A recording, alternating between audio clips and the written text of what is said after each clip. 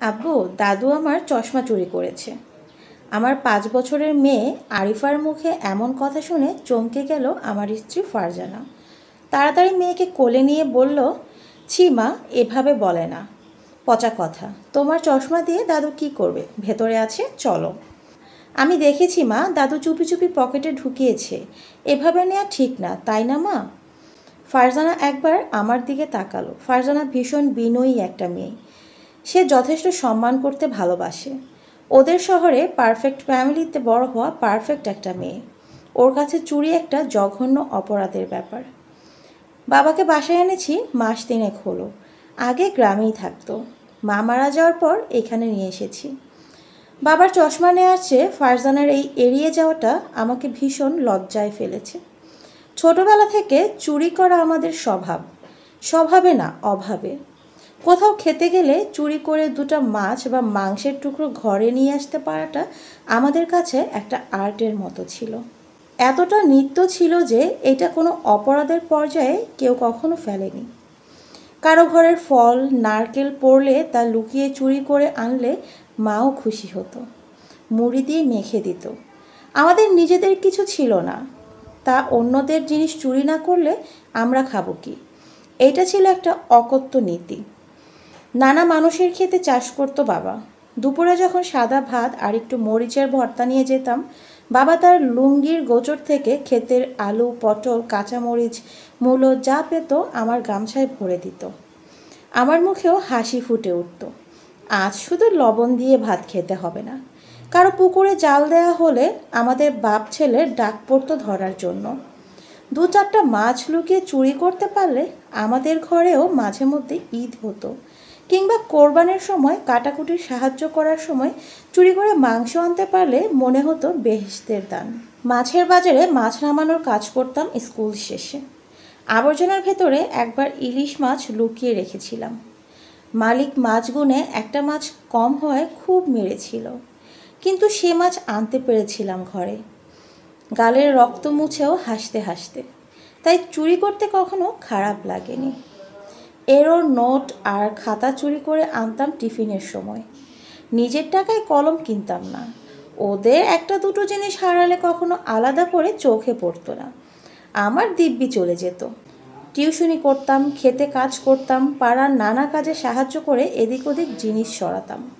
ঘরে এসে বলতে কোনো দিন বাধেনি আমাদের।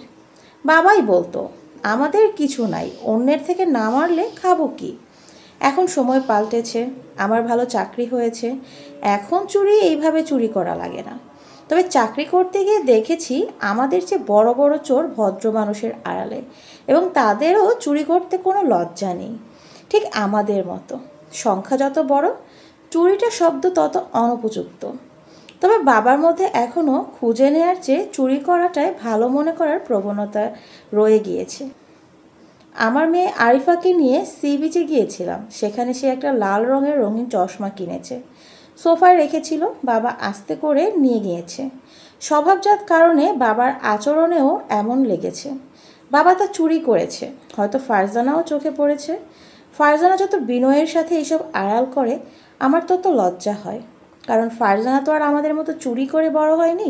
এই তো সেই নীতিবাক্য পড়ে বড় হয়েছে, চুরি করা মহাপাপ। আমি বাবার রুমে গেলাম।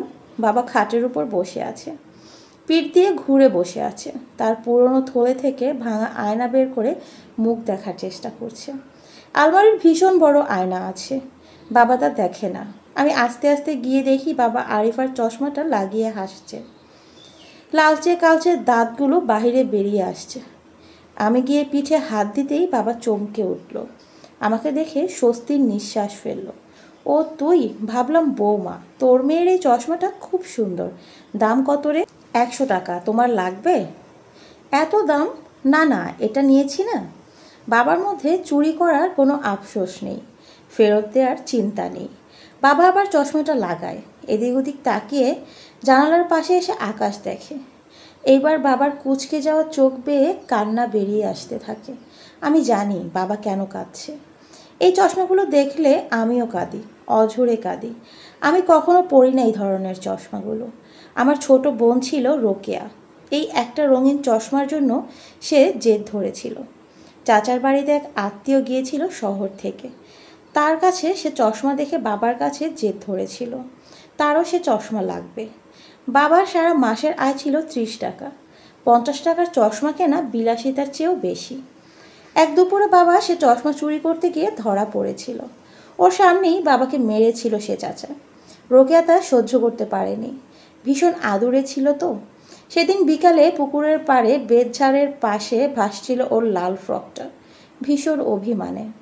এই রঙিন চশমাটা বাবার কাছে তার অপারগতার একটা সাক্ষী।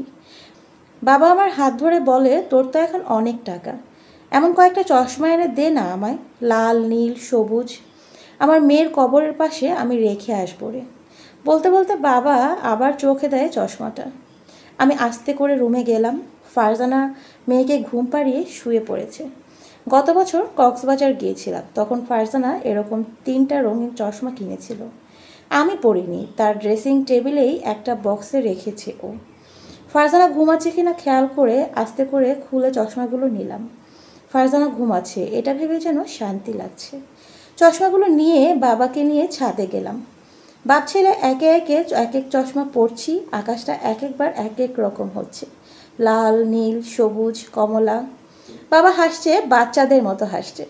তখন হঠাৎ মনে হলো রুমে ঢোকার সময় ফারজানার মুখ একদিকে ঘোরানো ছিল, আসার সময় অন্য দিকে।